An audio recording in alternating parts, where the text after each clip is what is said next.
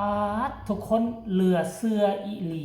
เด็กน้อยคนหนึ่งย้อมตากฝนแข่งฝนกลางเดึกกลางดื่นมาชมเอื้อยอาอายอยู่หน้าเวที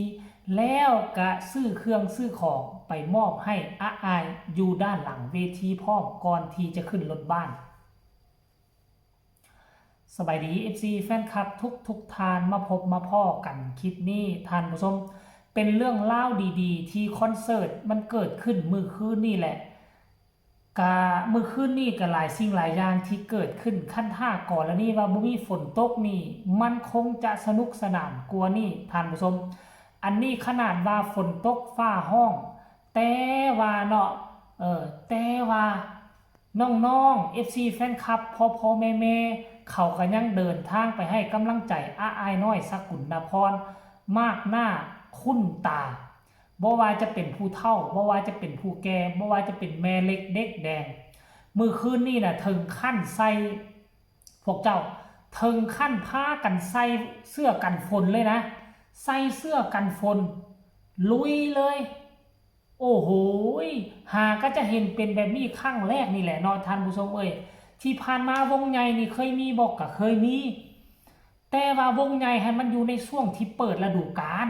แต่อันนี้แบรนด์ของพ่อจ๋าอาอายน่ะเป็นช่วงปิดฤดูกาลเป็นช่วงหน้าฝนแต่ว่าช่วงหน้าฝนคนก็บ่มีว่าจะคิดจะถอยท่านผู้ชมอันเฮาเห็นที่วัยรุ่นเฮาเห็นผู้เฒ่าผู้แก่กั้งคันห่มกั้งคันห่มแล้วก็ใส่เสื้อกันฝนมายืนท่าอาอายยืนส้มอาอายอันนี้เฮาก็อึ้งทึ่งแล้วแต่พวกเจ้าฮู้บ่มันมีอีกเรื่องนึงที่อึ้งทึ่งกว่าเก่ามีเด็กน้อยคนนึงอายุราวๆประมาณ3 ปี4 ปีน่าจะคัดมานำแม่แหละแม่ก็พามากั้งคันโฮมมาน้องน้อยคนนั้นก็บ่ได้ใส่เสื้อกันฝนแต่ยังใดซื้อเข้าซื้อของเต็มไม้เต็มมือย่างมาซอกหาอาอายอยู่ด้านหลังเวทีโอ้เห็นแบบนี้แล้วหูซึกอึ้งหูซึกมหัศจรรย์ใจแท้บ่คิดบ่ฝันว่าอาอายกับในวัยเพียงแต่13 ปีน้องน้อยคนนั้นก็บ่เกิน3-4 ปีแต่สัมผัสว่ามีความหักความแพงอยากมาเจออาอายมีอาอายเป็นเน็ตไอดอลคันท่าบ่ได้พบพ่ออาอายในคืนนี้ก็ถือว่าบ่ยอมกลับเฮือนแม่ก็เลยได้พาลูกสาวตนเองตากฝนแข่งฝนมาหาศิลปินสกุณาพรทุกคนโอ้ถือว่าสุดยอดเลยอึ้งทึ่งบ่คิดบ่ฝันว่ามันจะมีเหตุการณ์แบบนี้เกิดขึ้นมาอยู่ในแวดวงการหมอลำนี่ก็ถือว่าเป็นวงการหนึ่งที่เฮ็ดให้เกิดสิ่งมหัศจรรย์ขึ้นหลายอย่างเกิดความหักความแพงแม้แต่เงินในกระเป๋าก็ยังควักเอามาให้ผู้อื่นได้วงการหมอลำนี่นะเรื่องราวมันจะเป็นแนวใดให้ทุกคนไปชมคลิปนี้พร้อมๆกันซะก่อนว่าน้องน้อยคนนี้อายุราวจักปีถ้าบ่ได้พบอ้ายบ่กลับบ้านแน่นอนซั่นเด้กับหัวบ่ได้ยัง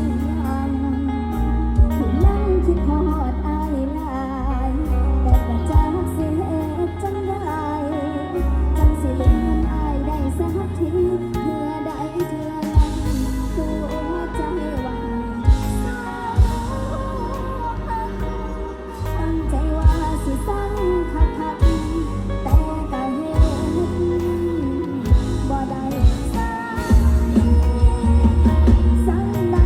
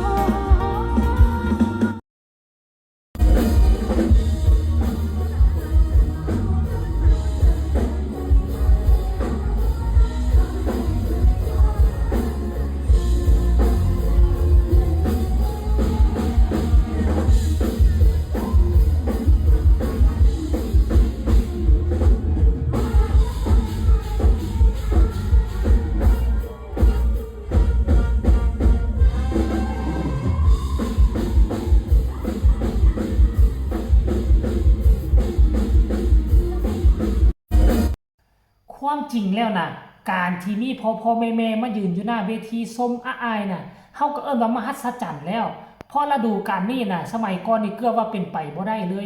ที่ว่าวงหมอลำจะมีงานจ้างในช่วงนี้คือบ่มีผู้ใดจ้างหมอลำช่วงนี้คันสมัยก่อนนี่จ้างช่วงนี้ผู้นั้นก็คือขาดทุนแต่ว่าโลกปัจจุบันนี่น่ะ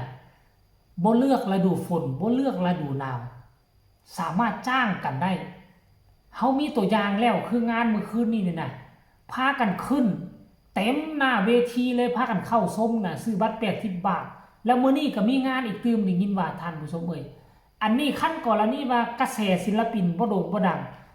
ศิลปินบ่มีชื่อเสียงจ้างก็บ่มีคนมาเบิ่งให้เบิ่งฟรีคนก็ยังบ่มาแต่อันนี้ด้วยกระแสชื่อเสียงของเสียงวิหกกระแสชื่อเสียงของบอสนกบอสนุและกระบวกใส่กับลูกสาวหัวแก้วหัวแหวนบอสนกกับยานุ